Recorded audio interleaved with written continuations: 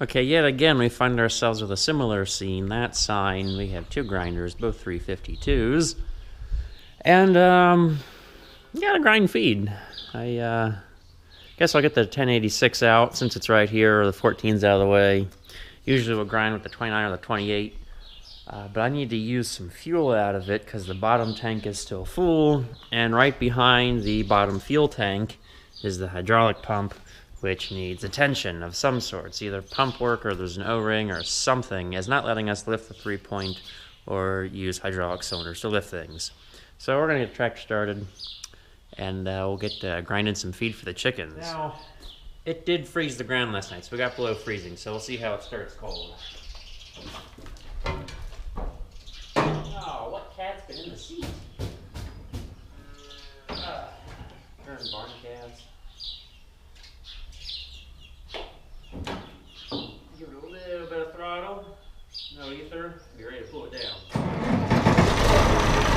yeah, no problem.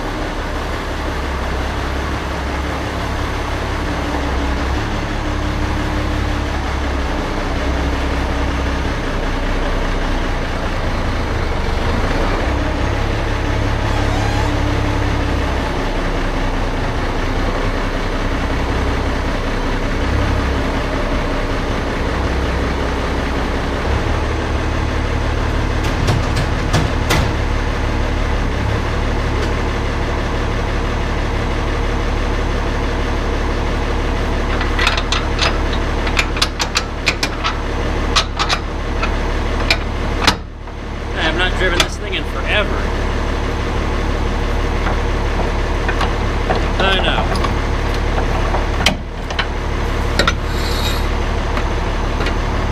Ah, not that lucky.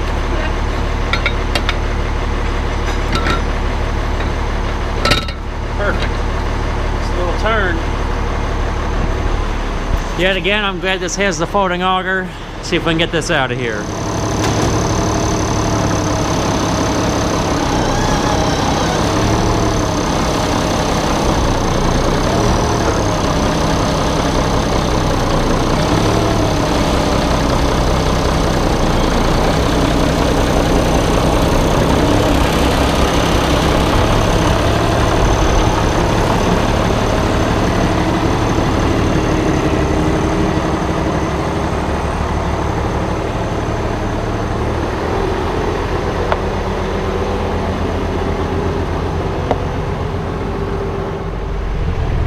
It is so wonderful to drive the 1086. I haven't done this in ages.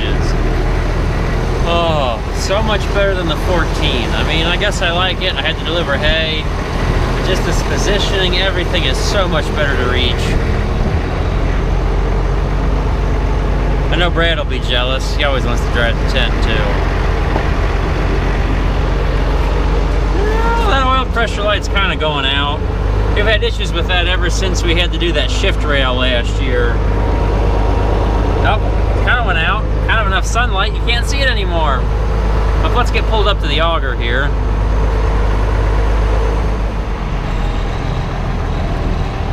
Now the nice thing about chicken feed is it goes incredibly fast compared to cow feed because I only need a quarter grinder load. I'd love to be able to grind more than that. Now the thing with chicken feed is that I've only got so much storage space. Keep the lever locked there. That I can't store a whole grinder's worth of feed. I've only got a freezer and a couple barrels, 55-gallon barrels with the lids on them to fill up. Yeah, I know, still haven't sealed this. Thank you to everybody who made the suggestions about that tape. I'll look into that Flex Seal tape. Or Dad picked up some, hopefully, like heavy aluminum barn roofing patch, which eventually might even make a video of that. The very back barn has a couple holes in the roof, and when I do the equipment tour, which I hope to do that soon, I will show off the renovated electrical system in there. Woo! So much power. Turn it on. Lovely white breaker.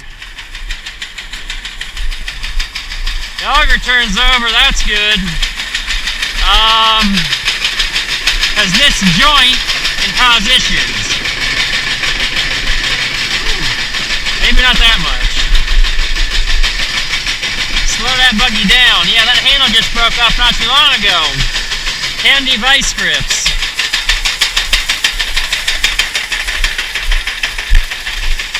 Is it coming? It's getting there. There we go. Yeah, we got a lovely deal on those vice grips before Christmas, about Thanksgiving time. So Dad picked up 7 or 8 pairs. Well, time to turn it over. I guess I'll do it in the cab for this one. Try to get it turned over nicely. Come on. You're right at that point.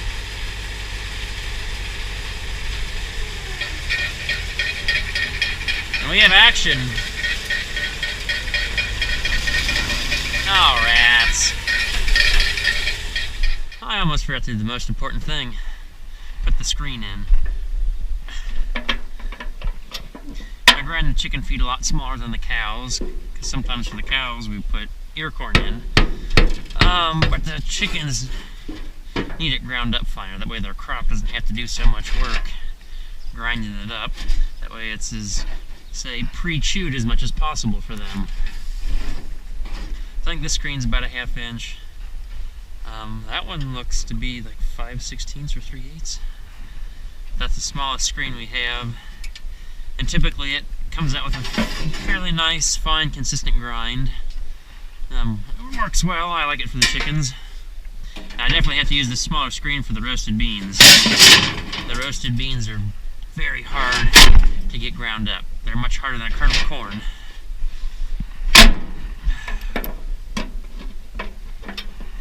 So now we're ready to grind. I finally changed screens.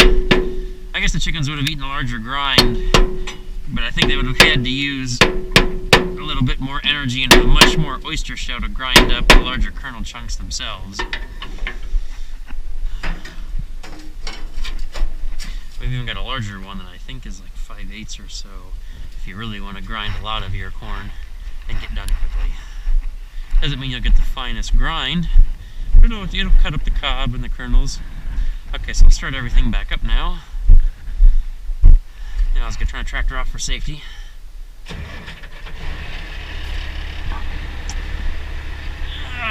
Turn everything back on.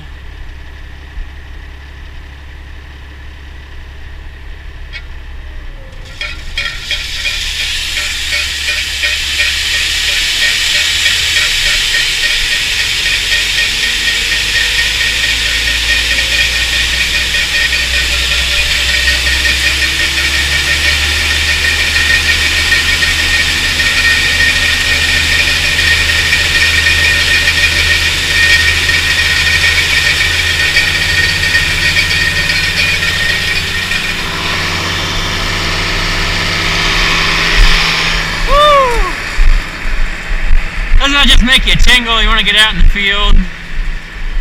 That thing sounds so good.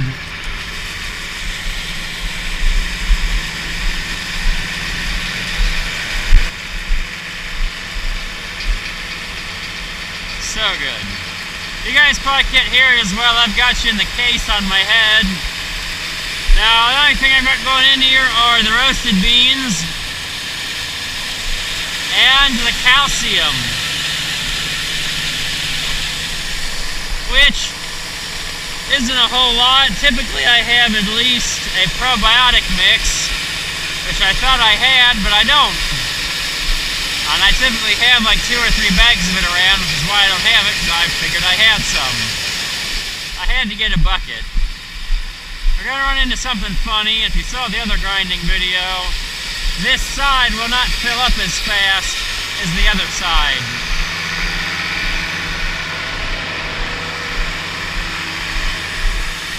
Okay, ready to dump some beans in. I like to put them in as we go, that way they're mixed going in, so you don't have to rely on the mixing inside. Now a note, I'm not having any of my probiotic mix.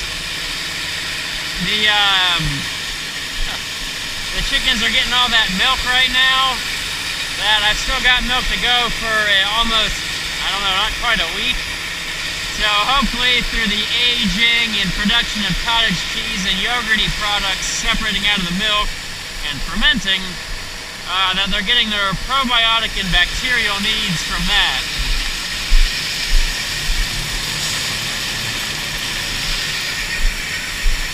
I guess I'll kick the mill up.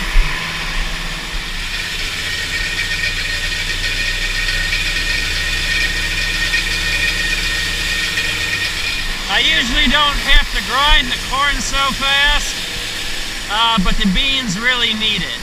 They need the speed. They are very, very tough. Like I can demonstrate for myself, but I can't make you guys bite one of the beans. They're real soft when they're hot after roasting. As they cool down, they get hard. So the quarter grinder load is about 1,000 pounds, and I think I'm a little over a quarter. But where does that leave us? I'm putting in 10 5-gallon buckets, which was replacing 5 50-pound bags of soybean meal. So a little bit more volume, since there isn't quite as much protein per volume, since it's the oil and the bean hulls and everything else. My target with this is like about a 16 or 17% mix. See, we're already hitting on the window. The other side isn't even on the window yet. So about a 16, 17 per layers. The meat chickens I try to push above 18. But I haven't gotten to that yet, so you guys get to grind meat chicken feed at a later date. As I put the beans in, the level's going to go up really fast. Like I said, grinding chicken feed goes by, and in a blink of an eye, it's over.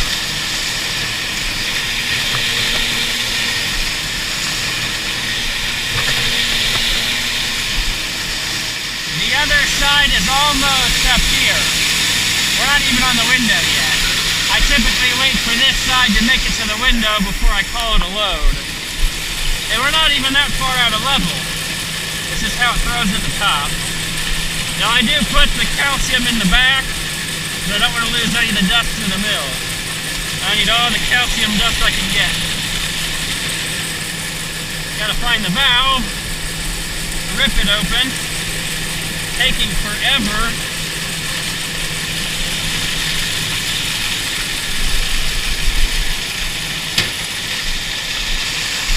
Yeah, we're already over a third over here. Okay, we're on the window. Time to shut it. Woo-hoo! Close that first to clean out the auger.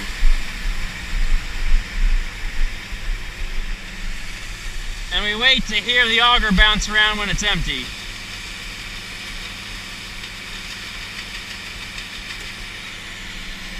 Woo! Yeah, and you guys pretty well saw most of that, except for when I went to get the bucket.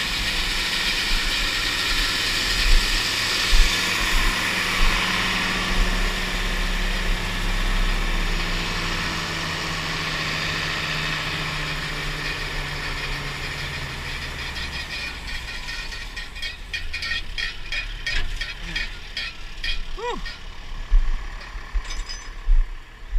Looks like our auger is mostly well cleaned out. Now I don't know how well this is calibrated for being a level pile, because I know it obviously slopes down towards the center. So I don't know if they calibrated these tanks to be level full, or accounting for, because your mixing auger in the center will be pulling it, and it'll be probably pulling it straight down next to it versus pulling it out from the sides. Now it's supposed to be even feeding, hopefully, but most likely because the top of the auger, there's two paddles that throw the grain out, that the grain is being thrown to the outside, so they'll pile up out there before it's in the center. There's not a big pile when I grind chicken feed, because it goes so fast. Plus, this little bit extra helps to push any extra calcium that didn't get sucked in before.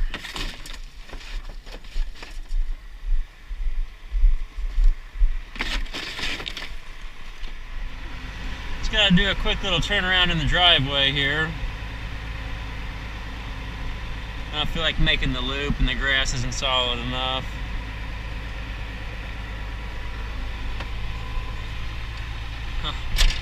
Yes, come to me left-handed shifting. You're so close and not far away.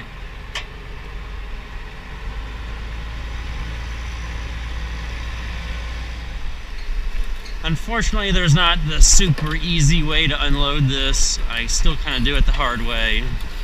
I could do it an easy way, but it does make a very dusty mess. And I don't like that. I get tired of that, making a dusty mess.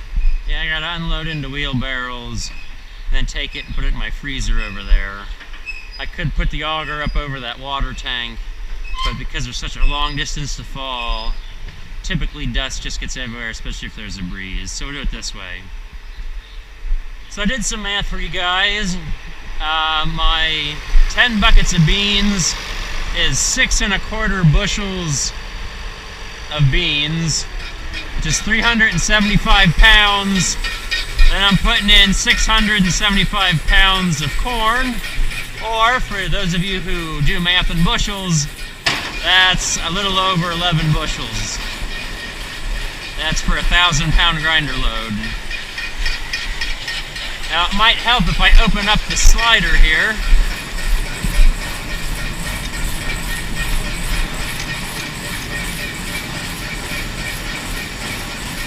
Yeah, it doesn't stay very well. I haven't figured out what the trick was.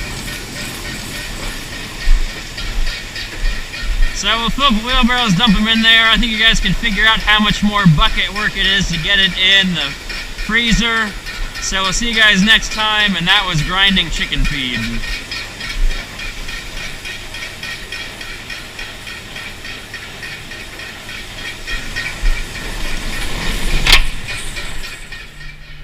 I just love myself. Had a major brain fart. I guess we'll say that to be politically correct, instead of saying something about hair color. This is my probiotic. It's Fast Track by Conklin, and it is a mix of acid-producing bacteria activity, something, Enterococcus, Faeculum, Lactobacillus, Acidophilus, Protease from Bacillus subtilis. Yeah, lots of different bacteria. And I had it safely stored in one of these trash cans. It did not occur to me. So yes, I still have probiotic, which I'm probably just going to kind of willy-nilly sprinkle a little bit over top and use some as I go. Now doing the freezer will be easier because I got a wider spread of material. I totally forgot I had this back here. See?